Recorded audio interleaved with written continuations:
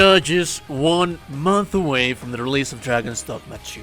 I think that it is a good time to start talking about mechanics, interesting things that I think it is going to help you quite a lot. Little disclaimer, I know that a lot of people always get like, oh, the game hasn't even come out and you're already talking about mechanics, builds and so on and so forth.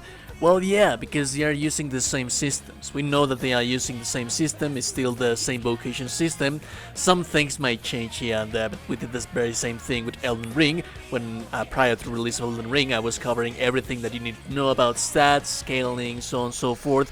Everything ended up being correct because everything was built on the system for Dark Souls. The same thing for Baldur's Gate.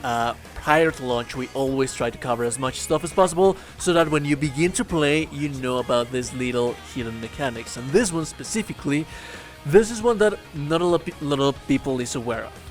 Remember that there's going to be lots and lots of veterans that are going to be very familiar with these intricate systems that we have right here, but there's also a whole bunch of new players that are going to be exploring the lands of Dragon's Dogma, Grances, or whatever the continent or country are we going to be playing on.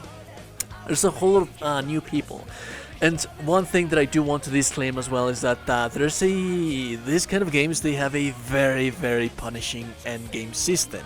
We'll talk about how the endgame system works in this kind of games on a separate video, but I want for you to understand that this is very important if you want to be effective on the endgame, because if you do not have a proper build made, you're going to have a really bad time. And the thing is that, yes, this is just basically the introduction. I'm going to have timestamps in the video description so you can jump to whichever part you think that it is more interesting to you. But the thing is that it is very important to build your character on Dragon's Dogma because of how the system works in here, there is no respect. And there's a very particular reason for that. There's quite of an interesting reasoning as to how building your character works in Dragon's Dogma. And that is freedom of choice. They intend, by removing the stats, the stat allocation each time that you level up, by removing that, they give you the freedom of just using any character, any class, any vocation that you would like to use without the necessity to having a respect system or a limited system for you to play this or you to play that. Or you to play like this around here and there. If you want to change the playstyle, the builds, you can just go to the inn, change your vocation, change your class, and you can immediately have a different playstyle. There is a big downside in here. The thing is that every time that you level up as a class, as a vocation, let's just basically divide the things. You have skills. Each vocation has a skill. As you level up the vocation, you unlock new skills that you can use in combat, but also you level up the level of the base character, which is aside from the vocation level. Want to be very clear about that. There is a vocation level. As you level up the vocation, you get new skills for that vocation, but the rest of the vocations, they remain on the low levels until you choose them, and then you start leveling them up themselves. And then you have the base character level. Every time that you level up your base character, you're going to get stats as well. But oh boy, the stats that you are going to get are going to be dependent on the vocation that you were using at the time that you were leveling up. And the game never explains this to you. No, as a matter of fact, there is a system behind here that you're not familiar with, that you never know. You always think that you're going to be able to seamlessly change one vocation to another just because you have the choice to do so. It really is not. It doesn't work like that. And back then, before even the release of Dragon's Dogma Dark Reason, the original game back then, when we were playing that game, you would notice that there would be lots and lots and lots of forums of people wondering, asking, can I de-level my character? Can I lose levels because I want to level up my character by being a different class? That's going to be very relevant in a little while. We'll talk about that a little bit later. But the reason for that being is that even back then, the one and only choice that you would have to build a proper character for the endgame, which was very punishing, was to create a new character. Oh boy, what's the problem? At least I'm guessing that they're going to add some quality of life improvement right here with Dragon's Dogma 2, but with the original one, there was no new character. Like, if you were to create a new character, it would be on top of the save file that you already had.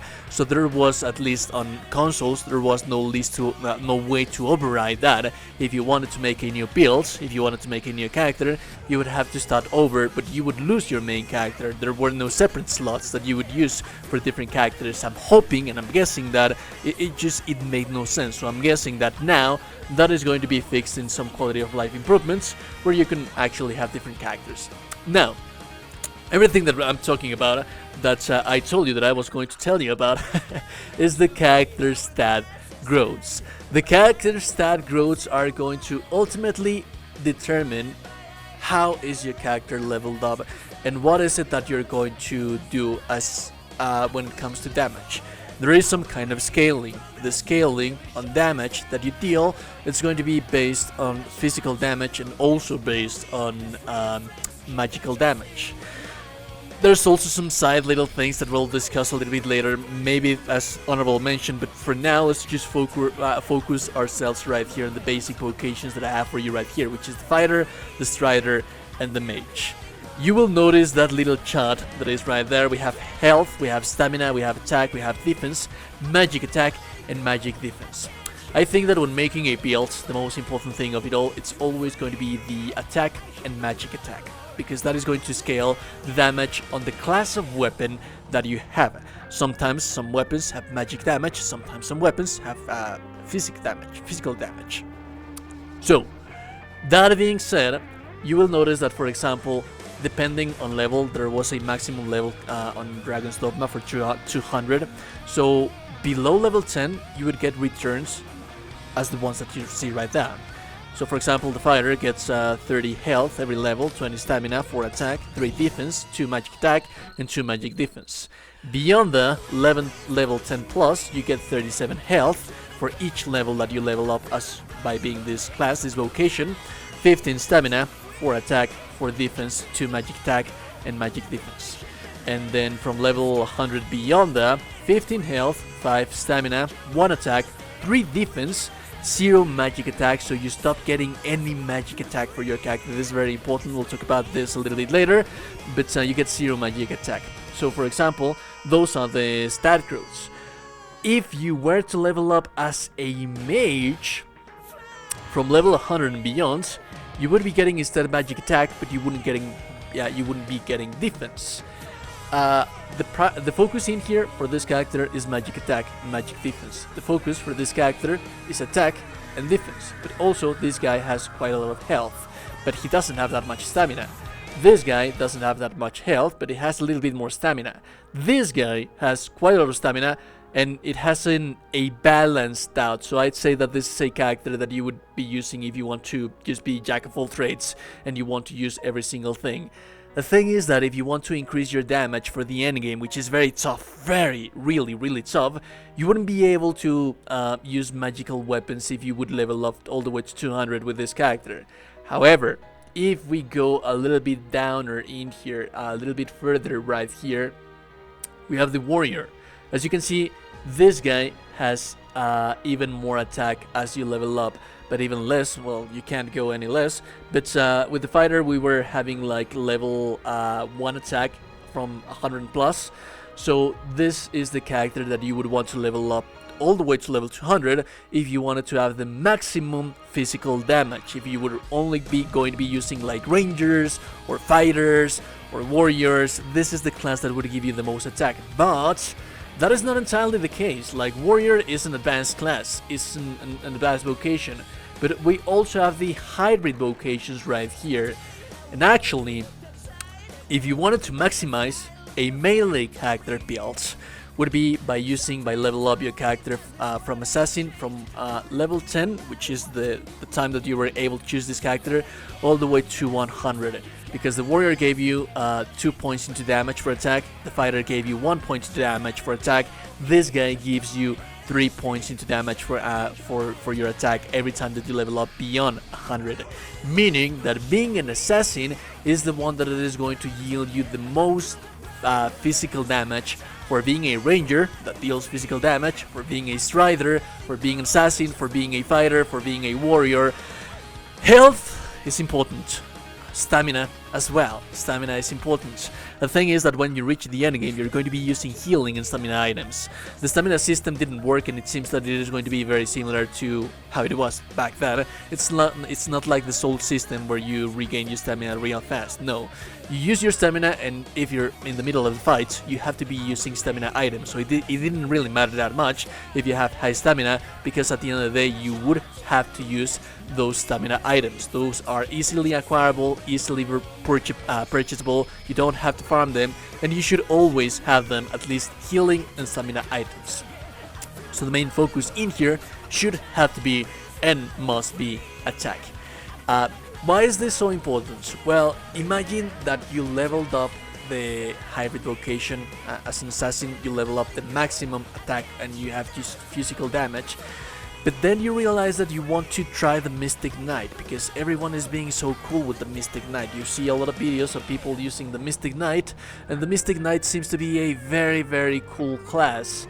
But oh boy, you leveled up as an assassin, so all of your points go into physical attack. Can I use my Mystic Knight? Yeah, that's not going to work that much. You're going to need magic damage, and you're not going to have magic damage because you have been leveling up the assassin. This is where I wanted to get. This is why there were so many people back then asking in forums, can I de-level my character? Is there some way to respec my character? Is there some way for me to lose some levels and to level them up as a different character? You can't. You couldn't. This is very important. Building your character. When you play Dragon's Dogma 2, have all of this in mind. Do not use like the classes. I mean, yeah, use the classes if you want to. Try them, feel them, see which one do you like. But have this in mind, because we'll discuss about endgame on a different video. But endgame, this games, it's really rough. It's really tough. And if you level up the entirety of your class as a physical class, and then you saw a video of someone that's using a mage and it seems to be very powerful, and then you realize, why am I not as powerful as the person that I'm seeing on screen? Probably because that person that you're seeing on screen, they leveled up a sorcerer. They have a lot of magic damage, and when you're using your Mystic Knight, when you're using your magic archer, you're not dealing that much magic damage because you didn't level up magic characters. You don't have the resources to deal damage with that character. That is how making a character build works in here. I'm hoping that they're going to have some kind of respect. This is, like I said, a intricate system that the game doesn't explain to you, and that you would have to be researching if you want to learn how it works. So yeah, there's that. Remember to like the video, subscribe to the channel if you like the contents. Join the Discord. We're going to be discussing about Dragon's Dogma in the Discord. And if no one told you today you're a gorgeous and beautiful person, you're indeed a gorgeous and beautiful, beautiful person. I will see you, beautiful people, in the next one. Have a beautiful day and goodbye.